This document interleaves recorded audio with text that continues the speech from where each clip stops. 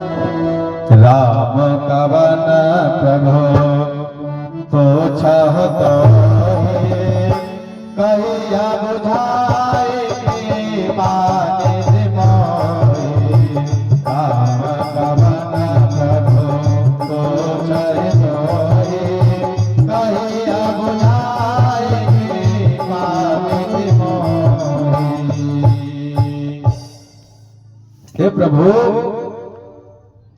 बड़ा ही सीधा प्रश्न कि राम कौन है। भोले बाबा से माता पार्वती भी यही प्रश्न कर रही हैं,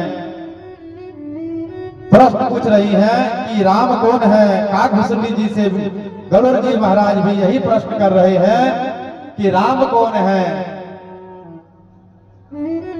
सभी कोई इसी बात का संशय है कि राम कौन है। याज्ञवल्क्य जी मुस्कुराते हुए कहते हैं, अरे भरद्वाज जी महाराज,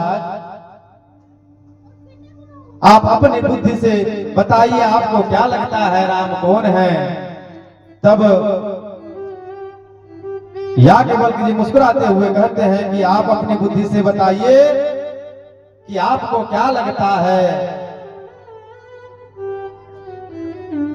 भरद्वाज जी कहते हैं कि महाराज, राम जी का चरित्र में क्या, राम जी का चरित्र तो सारा संसार जानता है। एक राम अवधेश कुमारा तिनकर चरित विदित संसारा। हरे विरह दुख हरहु अपारा,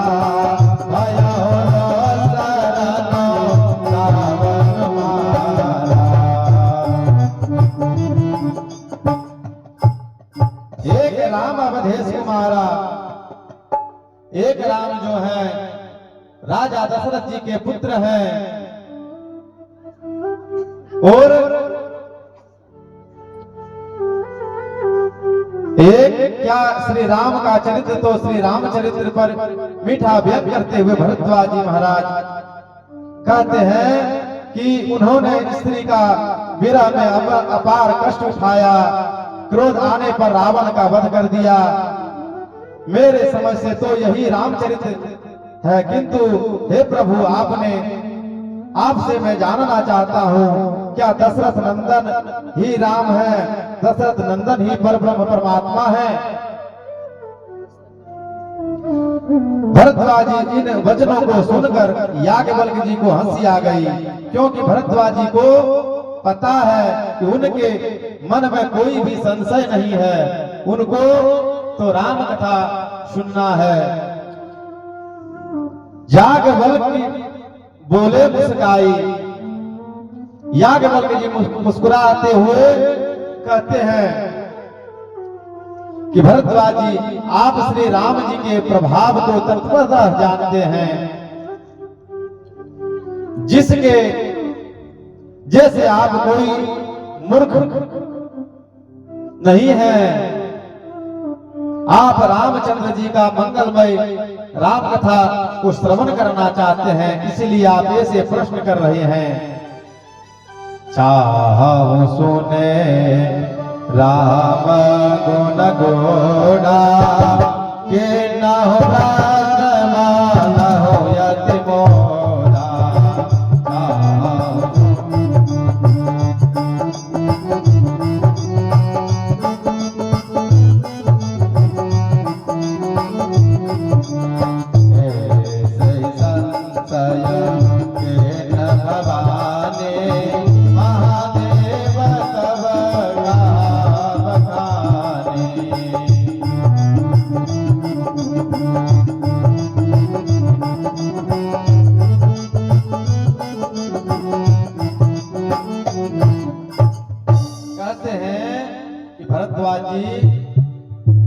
जैसे संदेह आपको हुआ है, ऐसा ही संदेह मां पार्वती को हुआ था, और तब महादेव जी ने विस्तार से राम कथा सुनाई थी।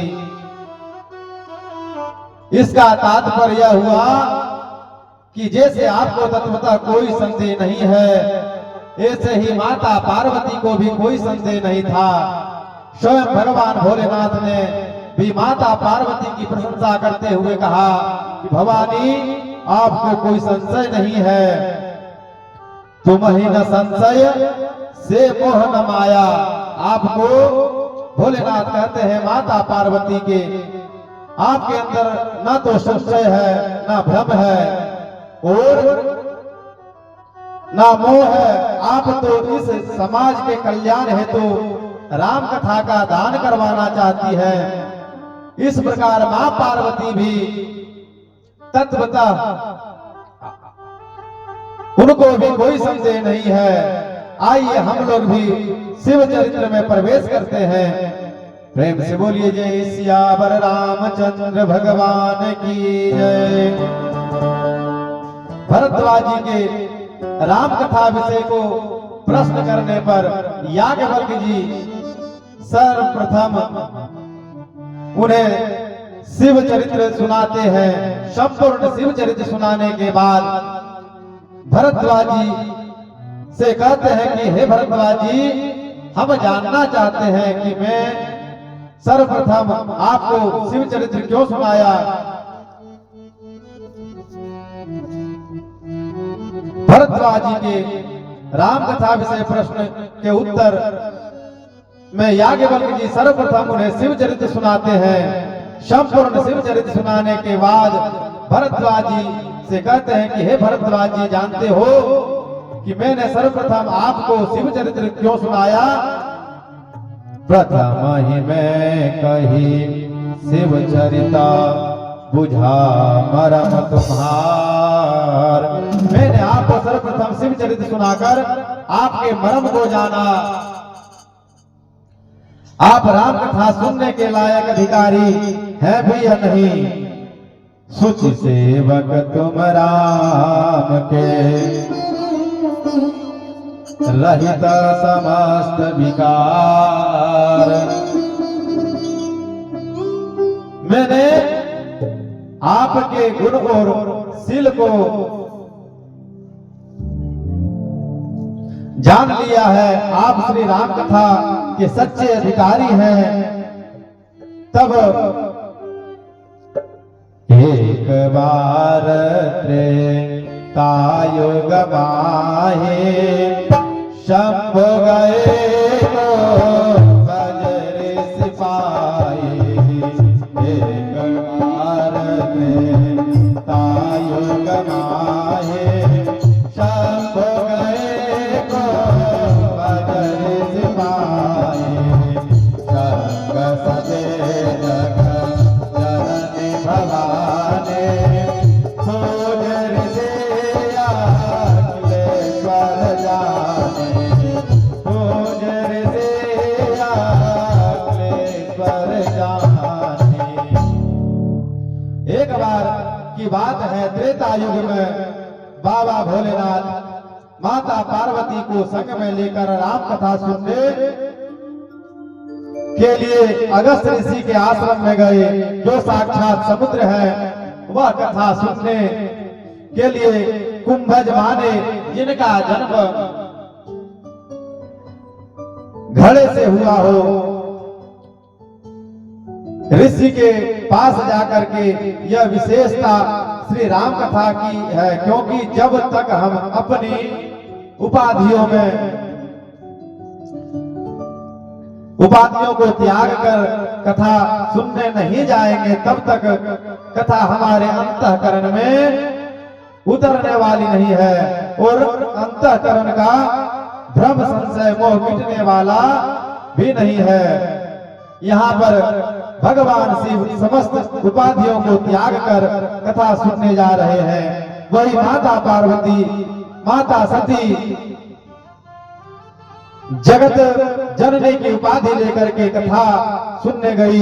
कारण था कि माता सती कथा से वंचित रह गई, क्योंकि उपाधियों से रहित अहंकार माता सती में आ गया। राम कथा में मन नहीं लगा और राम कथा को नहीं श्रवण कर पाई।